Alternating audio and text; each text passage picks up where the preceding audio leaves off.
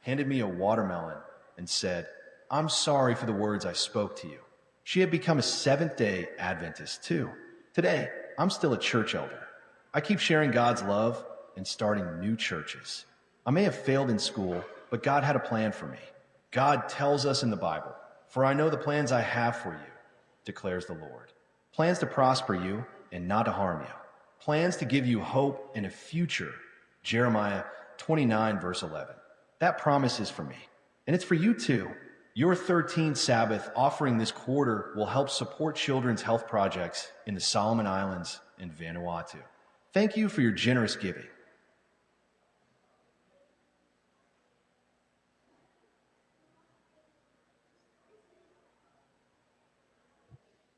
Yun po mga kapatid, ang kwento ni John, yun sa mission story po, na binahagi po ang kanyang buhay bilang isang taga Vanuatu, mga kapatid. Maraming salamat po sa panonood at patuloy tayong pagpalain ng Panginoon.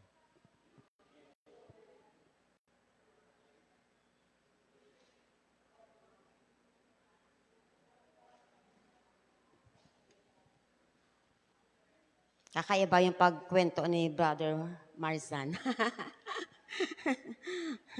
Pero malinaw mga kapatid, no? Walang imposible sa Panginoon. Po ba? Kahit yung terror na teacher niya, naging Adventist, pagdating ng panahon, nakita sila sa isang church, no? Yan. Yan po ang kapangyarihan ng Holy Spirit. Kapag tinawag tayo ng Panginoon, maging sino ka man, no? Ano man ang iyong buhay, ay kaya niyang i-convert, no? Ang ating puso. Mga kapatid, tayo ay dadako sa ating special feature ngayong umaga, no?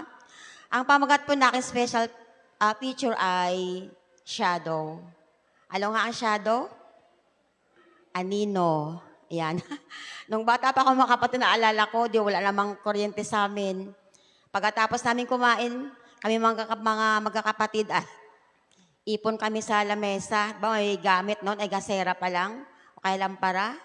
Naglaro kami doon, iba-ibang, di ba, magtapat ka doon sa liwanag, tapos nagawa ka ng iba't ibang shape, di ba? Lahat. Mukhang aso, mukhang kung ano-ano. Ayan. Gumagawa kami ng anino sa pamagitan ng ilaw, no? Ano ba ang anino? Ano ba ang anino mga kapatid? Ang anino daw ay o shadow ay madilim na hugis, no, na nabubuo kapag may bagay na humaharang sa liwanag. No, mga kapatid, no? Ito ay hindi bagay o nilalang. Minsan kasi natatakot tayo sa anino no? Hindi siya bagay o nilalang. Kundi kawalan ng liwanag sa isang bahagi, no? So, maraming mga pinagmula ng liwanag. Yan, yung ating ilaw. Pwede yan. Flashlight, kandila, pero pinaka-main source ng light ay ang sun, no? Without the sun, walang lahat ng liwanag sa mundo. Magiging madilim ang mundo natin at saka malamig, no? Light is a straight line. Tama ba? Sa mga estudyante dyan, light is a straight line. Yung liwanag mga kapatid, yung sun, pag lumabas yan sa silangan, dire-diretso yan siya. Mga kapatid, no? Saka na lang siya mag-stop kapag mayroong humarang na isang solid materials. Okay? Gumagalaw ba ang anino? Gumagalaw ba ang anino? Minsan, sabi natin, gumagalaw ba ang anino? Ito mga kapatid, no? Kasi napapansin natin sa araw sa umaga, ang ating anino ay mahaba, maiksi.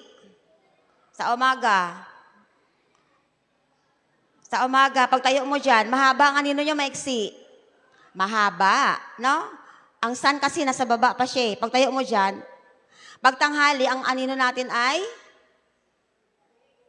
maiksi na, sa tapat na natin. Ayan, maiksi. Pagdating naman ng hapon, haba siya ulit, no? Kasi dahil sa posisyon ng sun. Nagbabago kasi ang posisyon ng araw. Kapag gumalaw ka, sumusunod ang anino sa'yo. Hindi ka nila nauunahan, no?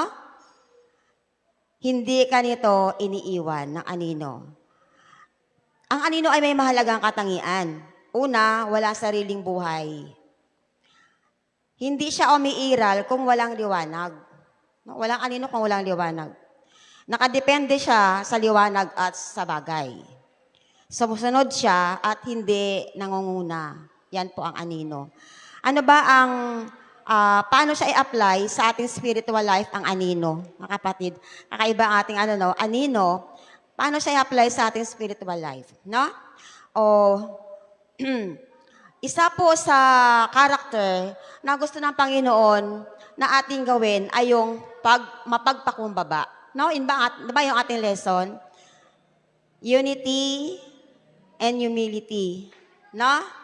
Isa sa karakter na gusto ng Panginoon na matututunan natin ay yung humility o ang pagiging mapagpakumbaba. Paano konektado ang humility sa anino? Ito mga kapatid, number 1. Ang anino ay ebidensya na hindi tayo ang liwanag. Hindi tayo ang liwanag. Di ba sabi ko kanina, walang anino kung walang liwanag. So, ang anino ay ebidensya na hindi tayo ang liwanag. Hindi ka magkakaroon ng anino kung ikaw ang pinanggagalingan ng liwanag. Nagkakaroon tayo ng anino dahil may anino sa itaas o labas natin. Yan ang ating Panginoon. Ang Panginoon, mga kapatid, ay naandyan siya. No? Saan man tayo pumunta, ano man ang ating ginagawa, nandiyan ang Panginoon, ang liwanag niya. No? 24 hours, 24/7, nandiyan ang Panginoon. Hindi siya nawawala. Kahit tayo ay nakalimot sa Kanya, naandyan pa rin ang Panginoon. Siya yung ating source ng liwanag. Tayo ay tumatanggap lang, hindi pinagmumula ng liwanag. Ang humility, ang pagtanggap na hindi tayo ang sentro, kundi ang Diyos. No? Ang anino ay laging nasa ibaba. May anino ba sa taas? Iniisip ko nga ay, paano ka magkaroon ng anino sa taas? No? Ang anino, mga kapatid, laging nasa baba. Siguro pag tumaas ng anino, baka matakot na tayo. Ito ang larawan ng humility. Humility ay hindi nagmamataas, no? Hindi pag-angat ng sarili, kundi pagyuko sa liwanag ng Diyos. Yan, mga kapatid, no? Pagpapasakop, pag-surrender ng ating sarili sa Panginoon, yun ang humility. Kapag sinurrender natin ang ating sarili sa Panginoon, ay ipagmamalaki mo ba ang sarili mo? Kasi siya na nga sinusundan mo eh. Kapag sinusundan mo siya, lahat ginagaya mo, di ba? Di ba sa mga kabataan natin, mahilig sa mga Korean eh.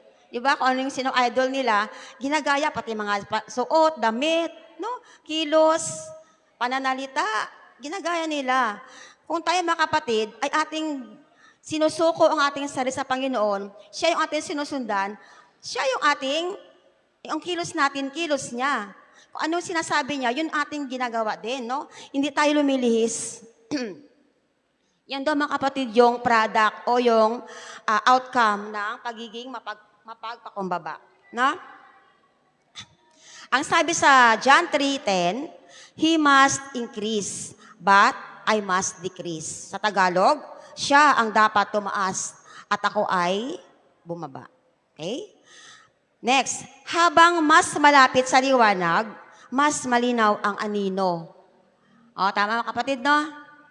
Habang lumalapit tayo sa liwanag, yung anino na aninag mo, alam ko na yan, tao yan, o kaya aso yan. No? Habang lumalapit ka doon sa liwanag.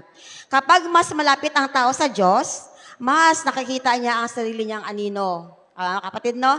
The more we come closer to God, na-realize mo na wala talaga akong magagawa eh. No, di ba? Wala akong kakayahan kung sa akin lang. Nakikita mo yung kahinaan mo, yung kawalan mo ng magagawa sa buhay mo. Kapag lalo kang lumapit sa Panginoon. Kasi siya na yung nasa iyo eh. Iparealize na sa iyo, ganito ka, tao ka. Walang-wala ka kapag wala ang Panginoon. So the more we closer to God, nalalaman natin yung ating mga pagkukulang. Mas aware tayo sa kahinaan at pagkukulang natin. Hindi natin nakikita yung kahinaan ng iba eh. Yung atin mismong sarili ang nauna nating na-realize na wala tayo pag wala ang Diyos. Yung iba makabat, hindi mo na yun napapansin kasi ikaw, kapag nirealize mo na maling-mali ka, marami kang kulang, paano pa yung mapansin yung iba? Di ba? Kasi yun ang pinakita sa'yo, pinarealize sa'yo ng Panginoon.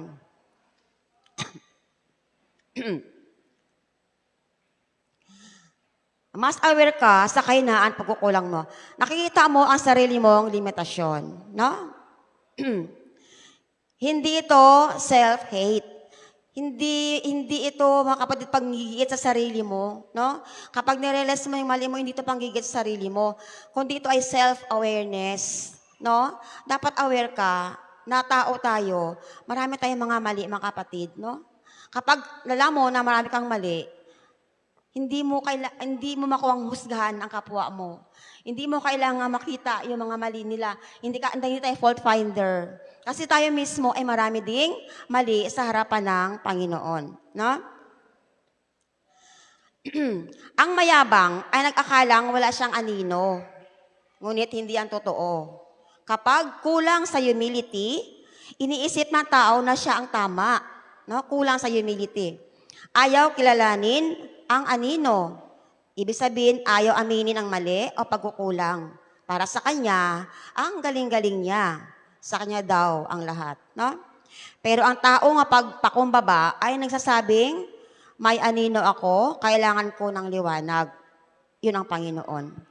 Ang humility ay pagpayag na ang Diyos ang liwanag at tayo ay anino lang. Hindi ito nakakababa ng dangal. Sa totoo lang, dito nagsimula ang tunay na liwanag sa buhay ng tao. Mga kapatid, tatanungin ko po kayo, no? Nasaan ang anino? Nasaan ang anino natin? Nasa unahan? Nasa likuran ba? Kapag nasa unahan ang anino mo, ibig sabihin, ikaw ang nauuna at hindi ang Diyos. Kapag nasa unahan ang anino mo, ang Diyos sa likod. Di ba? Nandiyan ang liwanag eh. So, anino mo nasa unahan. So, hindi ikaw nauna, hindi ang Diyos. Kapag nasa unahan ang anino mo. No? O wala kang anino, nasa kadiliman ka talaga. No, madilim ang spiritual life mo. Nasa mundo ka. Next, o nasa likod ang anino. Nasa likod, nasa harap yung liwanag, ikaw, anino mo. Yan, na mga kapatid. Nasaan po ang anino natin? Sa unahan ang anino mo, o wala kang anino, o nasa likod. Kapag nasa likod ang iyong anino, ikaw ay nakaharap sa Diyos o sa liwanag. Ang iyong mga mata ay nakatuon lang kay Kristo. Naglalakad kang mapagpakumbaba na kasama ang Diyos. Ang Diyos ang nangunguna sa iyo. Ang sabi sa Micah 6:8, lumakad kang mapagpakumbaba kasama ang iyong Diyos. No? Mga kapatid, sa paglalakad kasama ang Diyos, may liwanag at may anino. No? Ang anino ay paalala na tayo ay hindi perfect. At ang humility, ang susi upang tanggapin ito. Kapag inaamin natin ang ating kahinaan, binibigyan natin ang puwang ang Diyos na kumilos sa atin. Sa pagpapakumbaba, hindi ang sarili ang nangingibabaw, kundi ang liwanag ng Diyos na dahan-dahang humuhubog sa ating buhay. Na mga kapatid, no? Akala natin yung anino, wala yan eh. Ganon-ganon lang. Napakahalagang bigyan natin ng i-apply sa ating spiritual life, no? Sana mga kapatid, no? Ang anino natin ay laging nasa likod, no? Para yung liwanag ay nasa harapan natin. Ang Panginoon lagi ay nasa harapan natin. At ang anino natin dyan lang. Yan, susunod lang yan, no? Susunod lang siya kung saan tayo pupunta. At syempre naman, ang pupuntahan natin ay walang iba kundi ang Panginoon. Kaya sa umagang ito mga kapatid, sana po ay tayo may lesson na natutunan no? May apply natin sa ating buhay. At tayo po ay dadako na sa ating lesson review na pangunahan ng ating care group, no? Bawat care group.